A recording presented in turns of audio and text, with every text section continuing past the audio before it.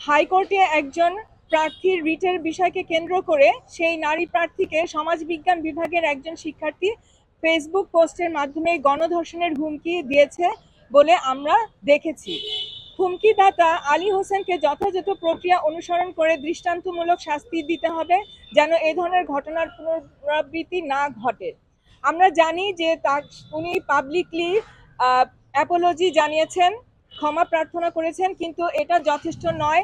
এবং এরকম ভাবে আগেও দেখা গেছে যে অনেকে এ ধরনের পোস্ট দিয়েছে, মানহানিকর পোস্ট দিয়েছে এবং নানান রকমের যৌন হয়রানিমূলক কথাবার্তা তারা অনলাইনে ছড়িয়েছে, কিন্তু সেগুলো ক্ষমার যোগ্য নয়। এগুলোকে একটা শাস্তির আওতায় আনতে হবে বলে আমরা মনে করি। নবম, অনাবাসিক শিক্ষার্থীদের ভোটদানের উদ্দেশ্যে ক্যাম্পাসে নিরাপদে আগমন নিশ্চিত করার জন্য প্রয়োজন অনুসারে বাস ও ট্রিপের সংখ্যা বাড়াতে হবে। এ বিষয়ে প্রয়োজনে বাড়তি বাজেট বরাদ্দ দিতে হবে। দশম, বিশ্ববিদ্যালয় প্রথমে 7 থেকে 10 সেপ্টেম্বর পর্যন্ত সকল পরীক্ষা ও ক্লাস বাতিল করেছিল। পরবর্তীতে তারা 7 তারিখের পরীক্ষা ও ক্লাস বাতিলের সিদ্ধান্ত পরিবর্তন করে 8 থেকে 10 তারিখ পর্যন্ত ছুটি ঘোষণা করে। আমরা মনে করি শুধু নির্বাচনের দিনে ক্লাস ও পরীক্ষা একযোগে বন্ধ করা এবং নির্বাচনের আগের 2 দিন অর্থাৎ 7 ও 8 তারিখ কেবল পরীক্ষা স্থগিত থাকলেও ক্লাস চালু রাখা যৌক্তিক।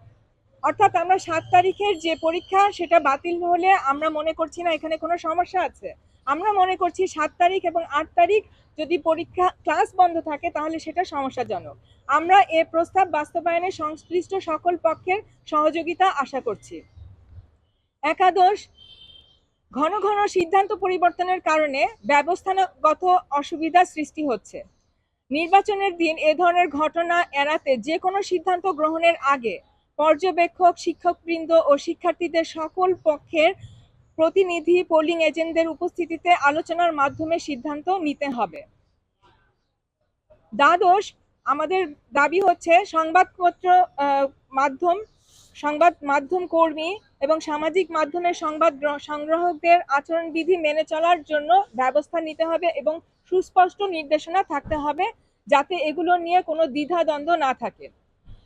ত্রয়োদশ, বিশ্ববিদ্যালয় শিক্ষক নেটওয়ার্ক যেভাবে 2019 সালের ডাকসু নির্বাচন পর্যবেক্ষণ করেছিল সেই ধারা অব্যাহত রেখে আসন্ন নির্বাচনেও নেটওয়ার্ক সদস্যগণ স্বতন্ত্র ও স্বাধীনভাবে পর্যবেক্ষকের ভূমিকা পালন করবেন।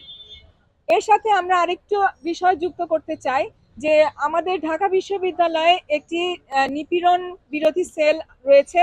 সেখানে যে কোনো যৌন হয়রানির বিষয়ে যে কোনো ধরনের অভিযোগ শিক্ষার্থীরা উপস্থাপন করতে পারে এবং এই ধরনের যেই ক্ষেত্রগুলো তৈরি হচ্ছে, যেই